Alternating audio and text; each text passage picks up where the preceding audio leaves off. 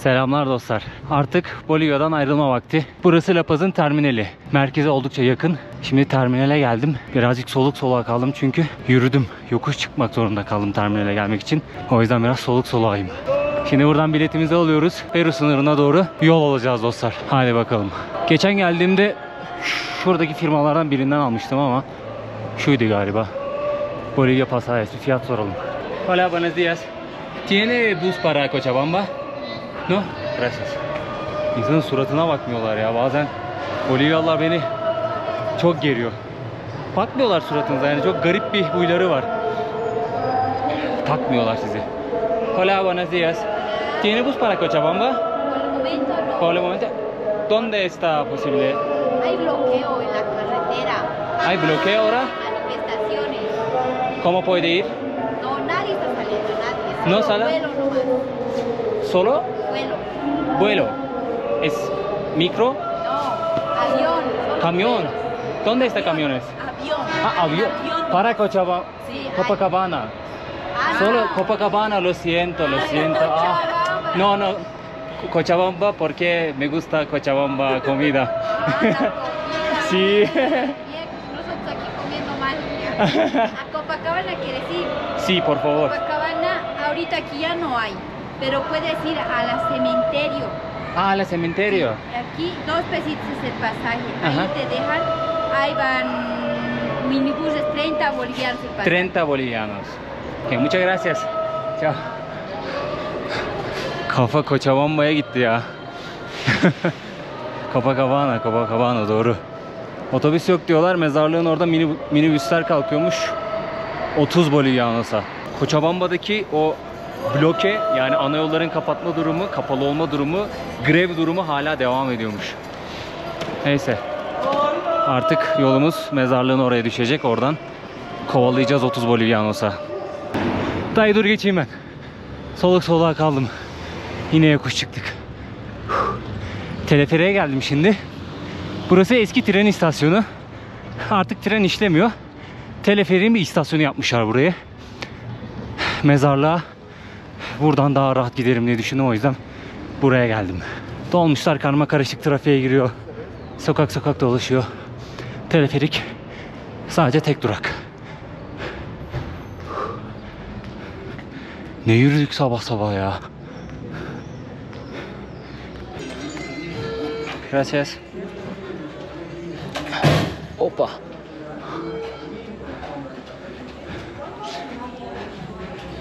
Şimdi biletimizi aldık. Binelim bakalım, teleferiğimize gidelim. Önceden geldiğimde sırt çantası için ekstra bilet kesmiyorlardı. Sistem değişmiş, şimdi kesiyorlar. 2 bilet aldım. Biletin fiyatı 3 bolivianos. Yarım dolar gibi bir şey yapıyor. Hola, buenos días. Buen día. Abi hiç çıkartamayacağım çantayı. Halledim. Es que tú no sufres como los hombres. Me gusta bien.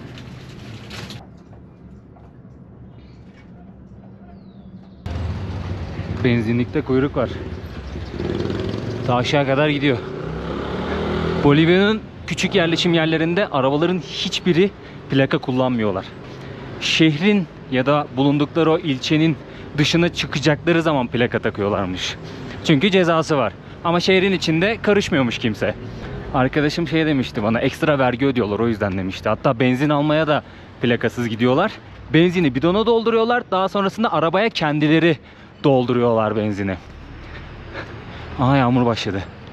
Bakın bu minibüslerin, araçların, taksilerin hepsi benzin kuyruğunda. Yani Bolivya'da vergiden kaçmak için insanlar böyle yollar arıyorlar. Anam anam anam, tipe bak lan. Ne kadar sevimli. Çin aslanı mıydı o köpeğin cinsi? Yeleli yeleli böyle. Mezarlığın duvarına grafitiler çizmişler. Oho, İstanbul Palas. İstanbul Palas. Lale figürü de koymuşlar oraya. Güzel. Arjantin'de de Ankara Oteli görmüştüm. Ne alakaysa ara sokağın birinde Ankara Oteli. İçeriye baktım, sadece resepsiyonda bir Arjantinli kız vardı. Hiç girmedim içeriye, buranın sahibi Türk mü falan diye. Hiç sormadım. Mezarlığın girişi burası. Çiçeğini alan ziyarete gelmiş. İçeride bir de kilise var mezarlığın girişinde. Buranın girişi 2,5 Bolivianos. İlginç bir mezarlık. Ya buna benzer mezarlıkları çokça görmüştüm Güney Amerika'da, o yüzden gelmedim. Yukarıdan gördük ama. Mezarlığın etrafında da bir sürü çiçekçi var.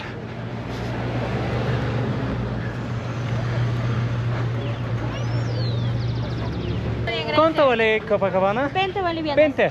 Perfecto. Una persona. Una por favor. Ya. Es frontero Perú, ¿no? Sí. Sí, ok. Bugün isimlerde çok iyi değilim. Yo tomar video para Turquía.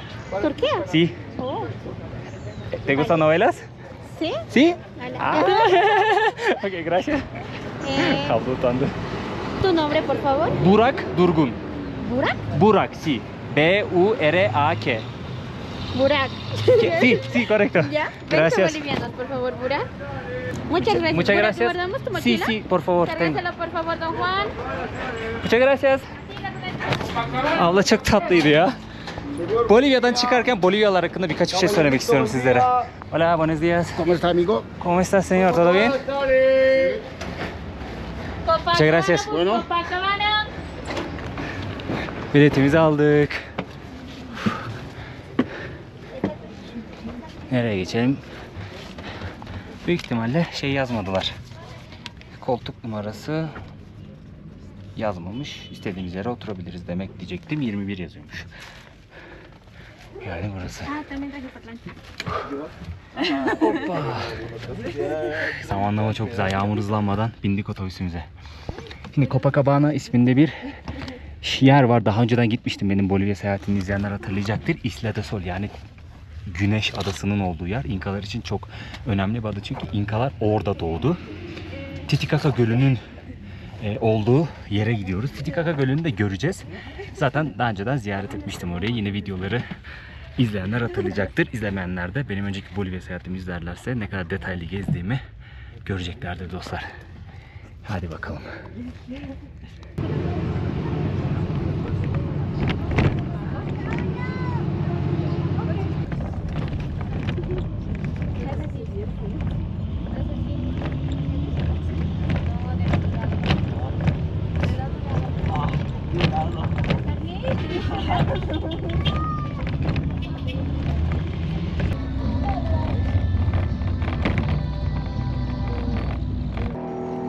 Titicaca Gölü'ne geldik şimdi. Buradan arabalı vapura bindik. Vapurla karşıdaki kasabaya geçeceğiz. Daha sonrasında yolculuğumuz devam edecek. Dünya üzerindeki en yüksek göl Titicaca Gölü. Yaklaşık 4000 metre rakımda. Dünya üzerindeki en yüksek ikinci göl de Kırgızistan'daki Issık Göl.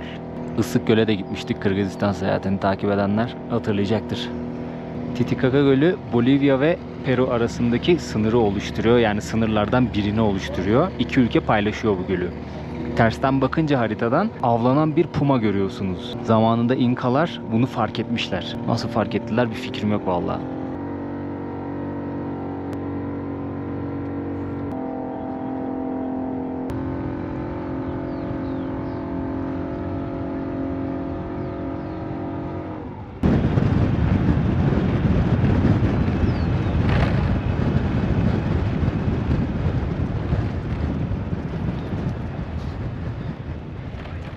Copacabana'ya geldik dostlar. Şimdi şu minibüslerle sınıra gideceğiz. Yanlış hatırlamıyorsam 9-10 kilometre bir şey olması lazım. 2 Bolivianos'tu. Bir soralım bakalım. Hola, Casani. ¿Cuánto vale? A 4 días. ¿Cuánto? 4.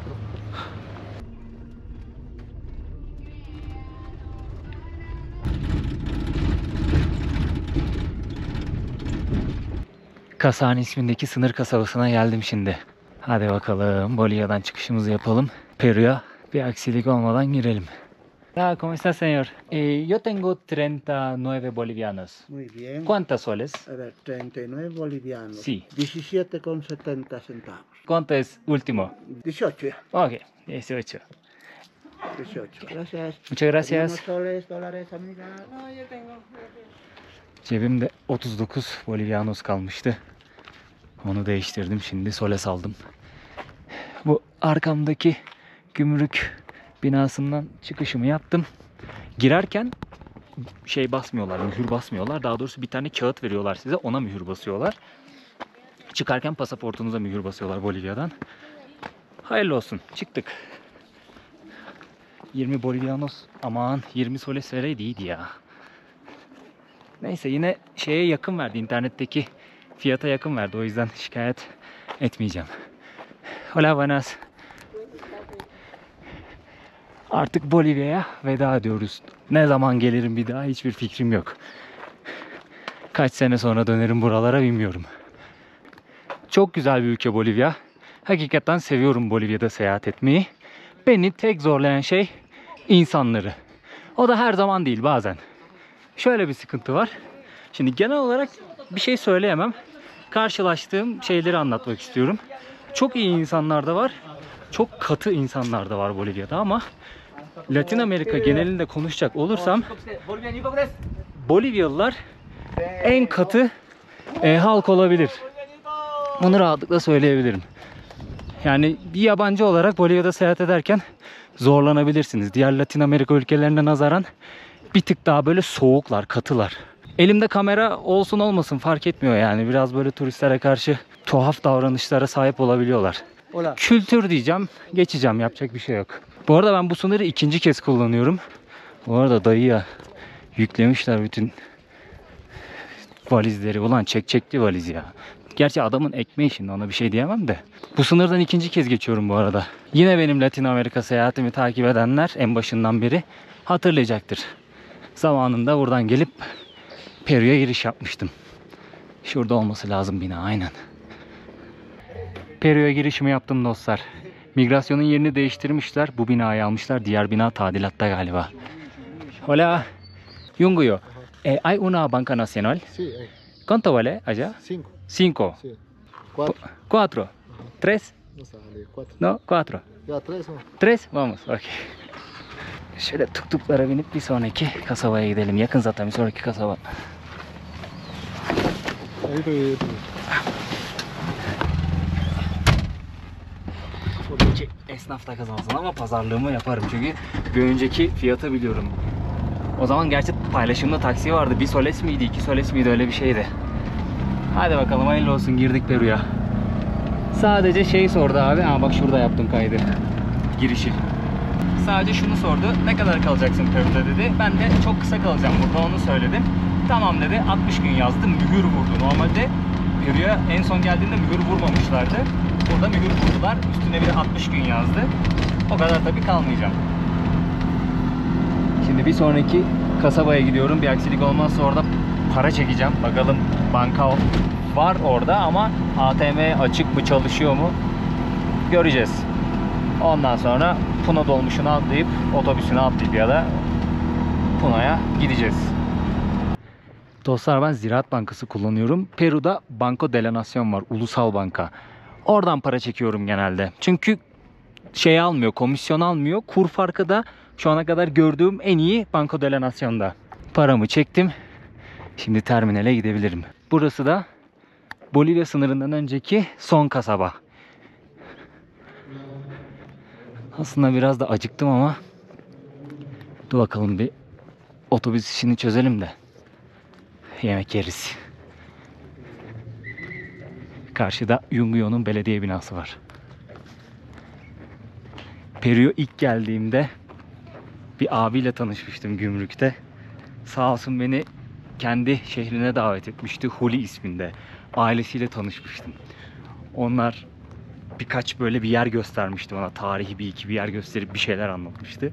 Çok güzel bir gündü benim için. Aşırı keyifli geçmişti. Çok da güzel dostluklar kurmuştum o gün. Hala iletişimdeyiz. Arada mesaj atıyorum onlara. Onlar da bana mesaj atıyorlar. Aklıma o geldi birden. Kanalda videosu var. Daha bak Peru'daki ilk günüm. Mükemmel bir deneyimdi ya. İzleyebilirsiniz kanaldan. Titicaca Gölü'nün hemen yanında tarlalar var. İnsanlar ekip biçiyorlar. Hayvancılık da var. Ekmeğinde herkes. Daha demin şurada bir abi vardı. Abi dedim burada tuvalet var mı? Tuvalete gitmem lazım. Bak dedi, sokağı görüyor musun dedi. Dümdüz aşağı git, orada tarlayı göreceksin dedi. Oraya karşı işe dedi. Dedim eyvallah. Ant Dağları cidden çok güzel ya. En çok Ant Dağları'nı özleyeceğim buradan ayrıldığım zaman. Solo te vas a Puno. Yo voy hasta Cusco. Entiendo. Ah.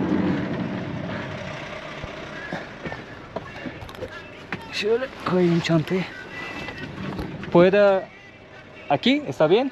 Adelante. Sí. Ya. Gracias. Gracias. Abi geçiyordu. Korna çaldı. Durdu. Dedim abi nereye gidiyorsun? Cusco'ya kadar gidiyormuş. Dedi seni nereye istiyorsan bırakırım dedi yol üstünde. Dedim ben Puno'ya kadar gidiyorum. Tamam dedi ama dedi hani param var mı? Yani otostop gibi düşünmeyin. Burada parayla bir yere götürüyorlar insanlar. Malum ekonomi çok iyi değil. O yüzden anlayabiliyorum insanları. 30 solesten açtı dedim vallahi abi orada 13'e veriyorlar. Fazlasını vermem. 10 solese anlaştık. Normalde şeyler 13 solese götürüyorlar buradan servisler. Hiç servisle uğraşmamıza gerek kalmadı abi. 10 solese götürüyor. 10 solese de 2,5 dolar yapıyor. Ha bak buradan kalkıyor servisler.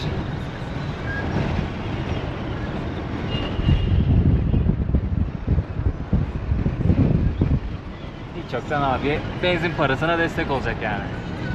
Gidiyoruz.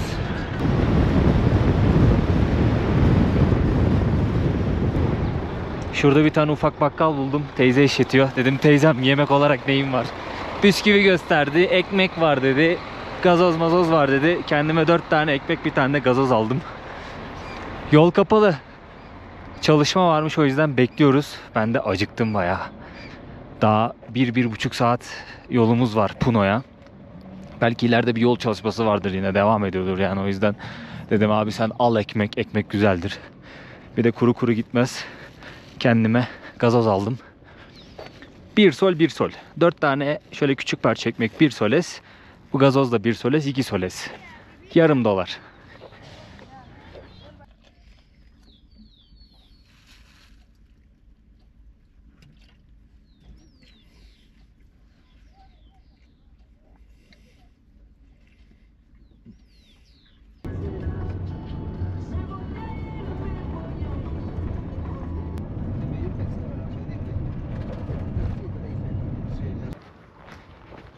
Puno'ya geldim dostlar ama havayı da kararttık yolda. Puno'ya ilk gelişimde de yine karanlıkta gelmiştim. Akşamüstü varmıştım. Hostele yürümem gerekiyor şimdi birazcık. Yaklaşık 1,5 kilometre. Burası gölün kenarında kurulan bir şehir. Böyle yukarı doğru, dağa doğru çıkıyor. Ana cadde böyle biraz daha tepede kalıyordu. Oradan aşağı doğru yardırmaya başladım. Soğuk ama hava, bayağı soğuk. Bu ne arkadaş? Hiçbir sokak lambası çalışmıyor. Şehirde ışık yok. Bir tek arabaların ışıklarını görüyorum. Şu an şehrin meydanındayım. Karşıda kilise var. Burası da meydan. Ama hiç ışık yok ya. Bazı binalarda ışık var. Ama genel olarak bir ışıksızlık hali, elektriklerin kesik olma hali mevcut. Ben niye böyle bir resmiyet cümlesi kurdum anlamadım onu da. Ha bak bu caddede var mesela. Neyse bir hostele gideyim de ben. Belki elektrikler gelir biz dışarı çıkınca, çünkü yemek yemem lazım. Acıktım. Jeneratör var, ondan elektrikleri varmış bazı binaların. Kapımızı kapatalım. Incas Res Hostel diye bir hostele rezervasyon yaptırdım. Gecelik 6 dolar. Şehrin bu kısmında elektrik var. En azından bu caddede var. Burası ana cadde. Eski tren istasyonunun olduğu cadde. Şimdi bir şeyler yiyelim de birazcık elektrikler gelmiştir umarım. akşam da olsa şehri göstermek istiyorum sizlere. Şehrin ana caddesi burası. Şöyle bir yürüyelim ya.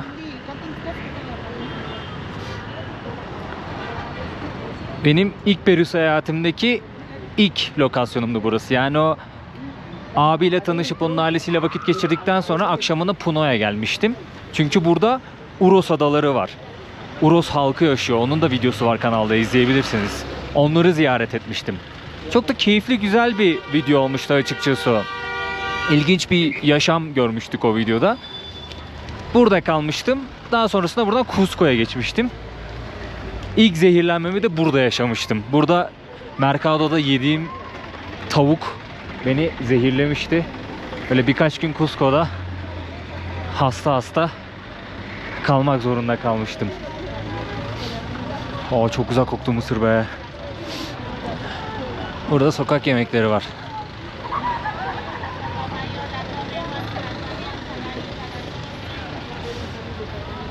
$5 soles 6 solese sokak yemeği satıyorlar. Ne satıyorlar bilmiyorum. Pilav üstü tavuk mavuk öyle bir şeyler satıyorlardır. Tabii şimdi şöyle bir şey var kafada. Ben burada zehirlenince şu an birazcık acaba sokakta yesem mi sorusu oluştu kafamda. Yerim büyük ihtimalle ya, bir gezelim de. Buluruz güzel bir şey belki. Kızarmış tavuk var, patates var. Teyzeler peynir satıyor. İşkembe satıyorlar, antikuço satıyorlar. Antikuço da yürek. Şu sokağa dalalım, orada elektrik var. Burada pollo alla brasa diye bir kültür var. Ne satıyor pollo alla brasa? Tavuk satıyor, patates satıyor. Ama çeyrek tavuk mu istiyorsun, yarım tavuk mu istiyorsun, bütün tavuk mu istiyorsun? Ne istiyorsan onu veriyor sana. Çok güzel bir şey. Ben gidiyorum hep yarım tavuk yiyorum orada. Bayağı lezzetli. $4 falan oluyor genelde. Öyle löp löp löp tavuk yiyorsunuz. Acayip güzel oluyor. Yanına sos veriyorlar, patates veriyorlar. Bayılıyorum pollo alla brasalara. Mercado açık. Saat 7'yi geçiyor, hala açık, ilginç. Ama restoran kısmı kapanmıştır %100. Mercado'nun girişinde dua ettikleri böyle bir alan var. Mum yakmışlar. Her Mercado'da var bu.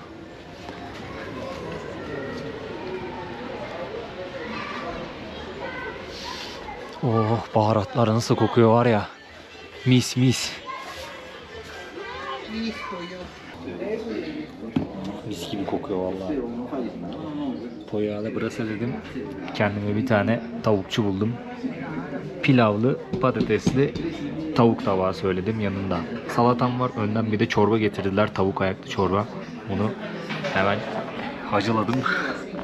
Çok açım çünkü.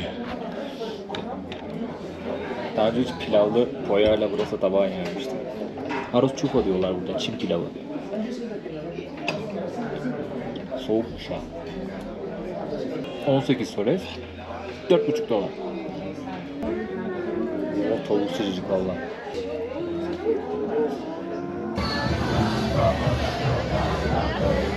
Elektrikler gelmiş. Burası diğer meydan galiba, evet. Burası ufak meydan. Bir de büyük meydan var.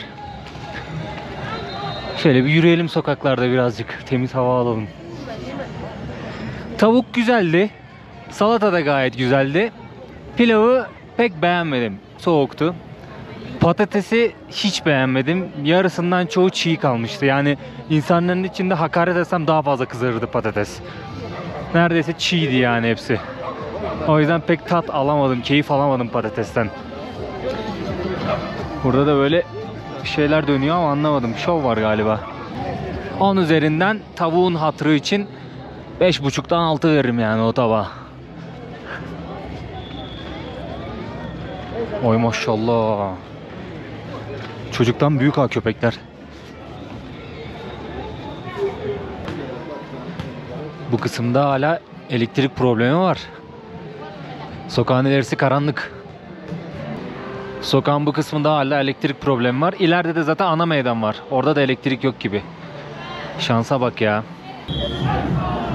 Aha, şamata var burada. Alıştırma yapıyorlar çocuklar.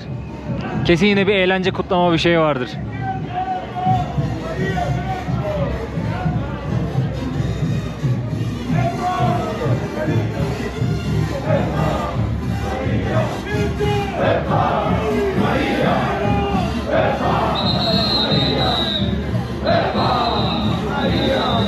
Bu duvarda asılı olan bütün kağıtlar iş ilanı. Gençler kendilerine iş bakıyorlar. Yani bu yeni neslin iş bulma sıkıntısı, ekonomik problem, ailenin yanından bir türlü taşınamama, kendi hayatını kuramama problemi. Çok ciddi, yani çağımızın çok ciddi bir sorunu bence. Tabii birçok sorun var ama bir genç olarak benim bunu dile getirmem gerekiyor açıkçası. Önceden 18-20 yaşına geldim mi insanlar bir şekilde aile kuruyordu, bir şey oluyordu. Çalışıp kazanıp tek bir kişi evi geçindirebiliyordu. Şimdi 2 kişi çalışsan da evi geçindiremiyorsun. Geliyorlar 30 yaşına gençler, ailelerinin yanından taşınıp ev kiralayamıyorlar. Ev almayı bırak, yani kiralayamıyorlar bile. Rezil bir ekonomik sistem var şu an. Bakalım bir yerde patlayacak ama nerede patlayacak bilmiyorum. Geçen geldiğimde zehirlendiğim Mercado burası. Bu Mercado ziyaret ettiğimiz Mercado Central'den daha büyük. Daha fazla şey var. Restoran kısmı daha güzel. Ama dediğim gibi işte bazen zehirlenebiliyorsunuz. Yapacak bir şey yok. Dikkat etmeniz lazım. Gerçi dikkat etseniz de bilemiyorsunuz ki, yani sokaktan yediğin için geçmiş olsun. Bazen başına gelebiliyor. Şehrin bu kısmında elektrik var. Ama diğer kısmında, özellikle o ana meydanın olduğu kısımda yok. Kapkaranlık orası. Benim 4. gelişim Peru'ya. İlk gelişimde 39 gün kaldım. Sonra Küba'ya gittim. Sonra tekrardan geldim, 51 gün kaldım. 3. gelişimde siz maalesef o videoları izleyemediniz. 46 gün kalmıştım ve full dağ. Yani şehirde neredeyse hiç durmamıştım. Hep dağlardaydım. Ama maalesef Şili'de soyulduğumda bütün o videolar hepsi gitti. Onu izleyemediniz. Şimdi çok kısa kalacağım. Öyle uzun kalmayacağım. Rotam buradan geçiyordu. Geçmek zorundaydı. Kafamda bir yol var Türkiye'ye dönmeden yapmak istediğim. Bolivya ve Peru'dan geçiyordu. O yüzden tekrardan uğradım bu iki ülkeye. Yine Bolivya'da bir tık kaldım. Bir iki yer görme istiyordum, kaldım. Ama Peru'da kalmayacağım çok. Mesela ben 18 solese yemek yedim ya Pollo a la Brasa'da. Buraya gel yarı fiyatına. Hiç yoksa 10-12 soles arası. Biraz daha arka sokaklar olduğu için daha uyguna geliyor. Şehrin merkezinden ne kadar uzaklaşırsanız o kadar uyguna yemek yersiniz Peru'da. Gerçi birçok yerde böyle ya. Sadece burası için söylemek saçma olur. Dostlar, şimdi Munya çayı içmeye geldim. Burada bitki çayları satıyorlar böyle tezgahlarda. Farklı çayları karıştırıyorlar da aynı zamanda. Munya gayet güzel bir çay. Yüksekliğe de iyi geliyor. Yorgunluğa da iyi geliyor. Coca gibi düşünebilirsiniz. 2 soles, yarım dolar. Şöyle. Gracias. Çayımı şöyle koyayım da. Gracias. Moliente diyorlar burada. Şöyle kocaman bir bardak içelim, iyi gelir. Oo, çok güzel, özlemişim vallahi ya. Ben bunu sadece Peru'da gördüm açıkçası. Başka ülkelerde şu an düşüneyim, biraz beynim durmuş durumda. Farklı versiyonları vardır belki ama Peru'da çok yaygın. Moliente diyorlar. Hatta alkollü çay falan da satıyorlar. Çok ağır oluyor. Onu genelde çok soğuk havalarda içiyorlar ısınmak için. Çok güzel. Biraz şekerli. Gayet güzel. Şimdi terminale geldim de bir yere bilet almam lazım ama bir firma var oraya giden. Maalesef kapatmışlar. 6.30'a kadar çalışıyorlarmış. Boşuna gelmiş olduk ama gerçi çay içiyoruz. Çayımı içtikten sonra da hostele döneceğim artık. Bu videoluk bu kadar dostlar. Bir sonraki videoda çok ilginç bir yere gitmek istiyorum. Bakalım bir aksilik olmazsa oraya gideceğiz. Bir aksilik olursa zaten farklı bir yerden olur video. İzlediğiniz için çok teşekkür ederim. Artık 4. Peru seyahati başladı. Kısa sürecek ama başladı. Kendinize çok iyi bakın. Bir beğeni, bir yorum atarsanız çok sevinirim. Abone olursanız çok sevinirim. Adios amigos diyorum. Afiyet olsun.